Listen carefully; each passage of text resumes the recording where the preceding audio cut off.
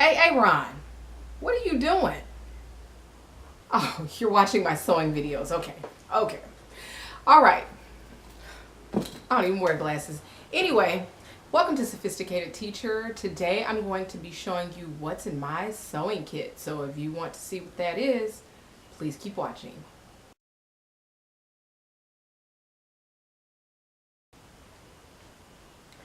First things first, in my sewing kit, I have a yardstick. And because I'm a math teacher, I'm not going to tell you how many feet that is. So here's the yardstick. Next, I have a French curve. The French curve is something that I use for pattern making. This particular part of the used to construct the armhole.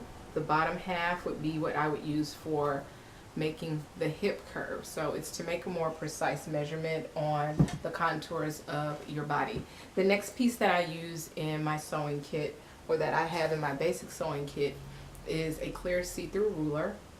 This is by Fisker. I got it on sale from Joann's, and I use it for a various number of projects, and that's another thing that I use for measurements and pattern drafting.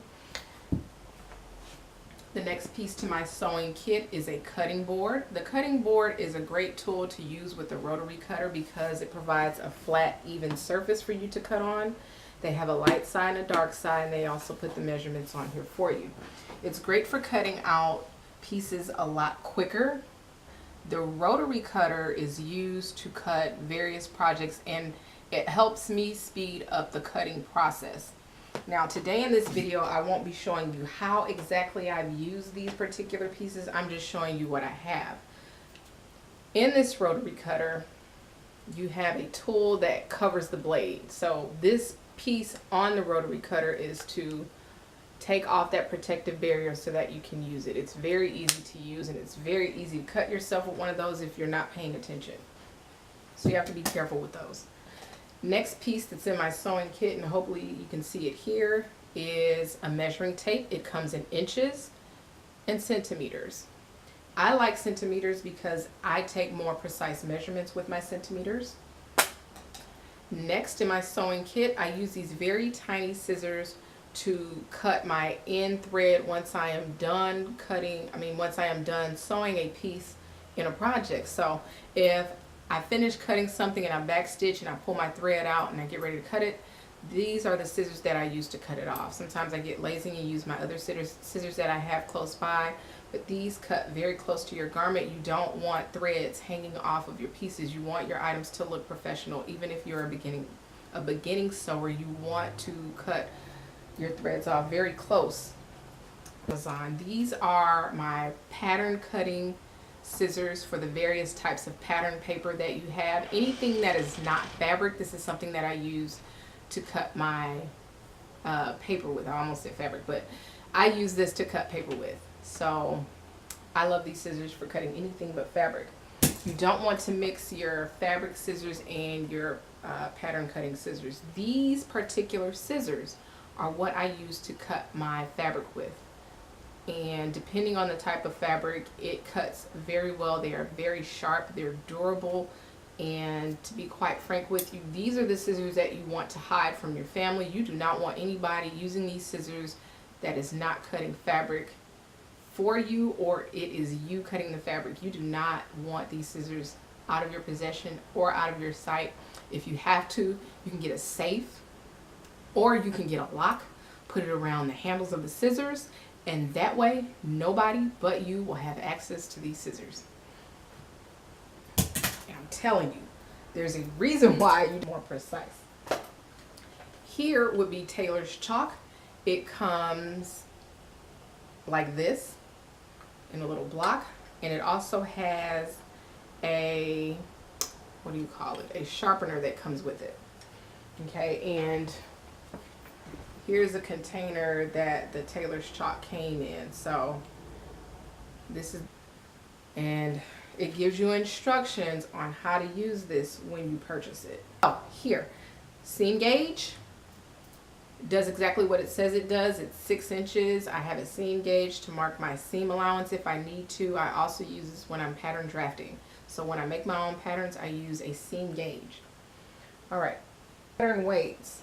Pattern weights are good for laying on top of your fabric, which also has your fabric paper on top of the fabric that you're cutting. You want to lay your pattern weights on top of it so that it holds down your fabric. So I also have fabric weights. Next up, I have a seam ripper. That's to correct any mistakes you make when you're sewing. A seam ripper when you're a beginning sewer is your best friend. They come bigger than this.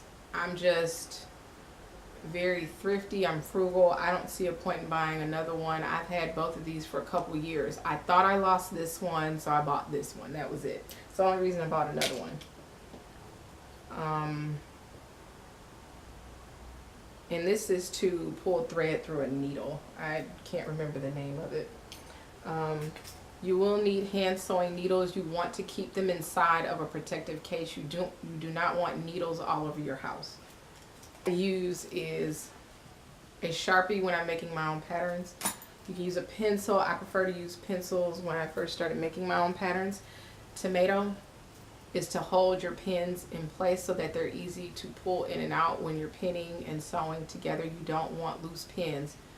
This is a sharpener for the pins. So if you need to sharpen your pins, you take this strawberry and you just clean it up in here. It's a great tool to clean up your items. Now, a couple things I want to talk about in your sewing kit that you want to get that are actually very good for you to have on a regular basis is elastic. There are various types of elastic. They make elastic for woven projects. They make elastic for knit projects. And they make rolling and non-rolling. So you want to make sure you purchase the correct elastic. And again, I'm not going to show you how to use any of these. I'm just showing you what's in my sewing kit. And next in my sewing kit, I always have zippers, but there are different types of zippers. On your jacket or on some garments, you have what's called a separating zipper. And I keep these on hand in the event I want to make a jacket. That's the one that comes apart when you're making it. Next, we have, and this is typically what your zippers look like. Mine have been curled up. This is what's called an invisible zipper, and this is how it looks when you purchase it. That's the front, and then this is the back of the invisible zipper. When you unzip the invisible zipper, this is what it looks like. The reason why I have it on this particular paper here, there are very good instructions on your garments to show you how to install a zipper onto your garment. You don't want to freestyle a zipper onto your garment. There are so many great YouTube videos out there showing you how to install a zipper, but if you particularly want to know, for me, how to install a zipper, I'll be glad to show you how to do that. I think those are one of those technical videos that require a lot of your attention to show you how to install them. Lastly, here is a basic zipper that comes in any form that you want. Zippers come in different lengths, so as you know, they're not all the same size. Oh, last but not least, thread. You're going to need thread in your sewing project. I mean, not sewing project. You're going to need thread in your sewing kit. There are different types of thread on your stretchy projects. Now, what has worked well is Gutermann's thread, but people have their preference for what's the best thread. If you guys know of any better threads, I'd be more than happy to find them out. This one is a good polyester thread. But you really want to go with all-purpose thread, but this is a good polyester that I use with my stretch knit fabrics, and they are great to use with your stretch knit. And a lot of what you're going to make when you start sewing can either be stretch knit or basic cotton. Great for that. This is also an all-purpose thread. The brand is Coats & Clark. So here's another polyester thread that'd be great to use with your knit project. And if you have a serger, you use one of these thread cones to use on your sewing projects. That's about it for today of what's in my sewing kit. If you have any other videos that you would like to request, please let me know. I'm beginning a series called Basic Sewing so that you all who requested that I even start my YouTube channel can have access to the things that will be most useful for you. And Peter, Jaquan, Aaron, I need all of y'all, and D Nice, get off the phone. Thanks for watching. One love. God bless.